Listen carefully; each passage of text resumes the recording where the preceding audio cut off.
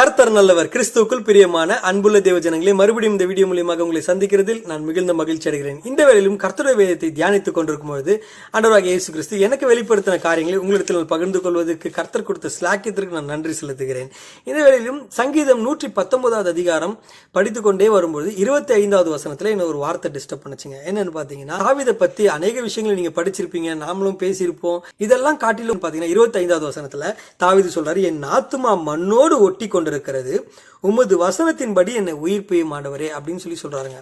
வசனத்தின்படி என்னை உயிர்ப்பியும் ஆண்டவரே அப்படின்னு சொன்னாக்கா என்ன அர்த்தம்? அவர் செத்த நிலைமையில இருக்கிறதா தானே அர்த்தம். அதுக்கு அவர் சொல்ற, என்னோட ஆத்துமா மண்ணோடு ஒட்டி இருக்குன்னா, அவர் என்னதான் எழுந்து செயல்படணும்னு நினைச்சாலும் ஒரு சூழ்நிலை, ஒரு பிரச்சனை அவர் அழுத்தி அழுத்தி அழுத்தி அவர் எழுந்துக்க முடியாதபடிக்கு அவரை லாக் பண்ணி வச்சிருக்குன்னு தான் அர்த்தம். இது அவர் என்ன பண்றாரு, எப்படி மேற்கொள்ள முடியும்? நம்மளால நம்முடைய சொந்த பலத்தினால மேற்கொள்ள முடியுமா? முடியவே முடியாது.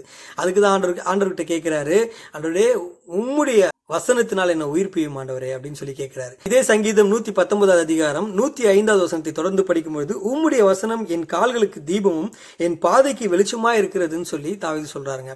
அந்த வசனத்தின் மேன்மையை தாவீது எவ்வளவு அழகா பாராட்டுறாரு பாருங்க. அவருடைய சூழ்நிலைகள் எப்பேற்பட்ட சூழ்நிலையா இருக்கட்டும், என்னதான் இருக்கட்டும், ஆண்டவரே நான் உம்முடைய வசனத்தை பற்றி கொண்டிருக்கிறேன், உம்முடைய வசனத்தை நான் எதிர்பார்த்துட்டு இருக்கேன், நீங்க எனக்கு உம்முடைய வார்த்தையினால என்ன தேற்றுங்க ஆண்டவரே அப்படின்னு சொல்லி தாவீது என்ன பண்றாரு, ஆண்டவருடைய வார்த்தையை நோக்கி எதிர்பார்த்துட்டு இருக்காரு. அவருடைய சூழ்நிலைகள் எப்பேற்பட்டதா இருக்குமோ தெரியாது. அவர் என்ன மாதிரியான ஒரு சூழ்நிலையில இருந்தாருனாக்கா, என் ஆத்துமா மண்ணோடு ஒட்டி கொண்டிருக்குன்னு சொல்லுவாரு. இந்த நாள்ல நம்மளுக்கு இருக்க பிரச்சனைகளோ நிறைய பிரச்சனை இருக்கு. அவருக்கு இருந்த அந்த சிச்சுவேஷன்ல சூழ்நிலையில அவருக்கு இருந்த பிரச்சனை பெருசா இருக்கும். நம்முடைய சூழ்நிலையில நம்ம பிரச்சனை தான் பெருசா இருக்கும்.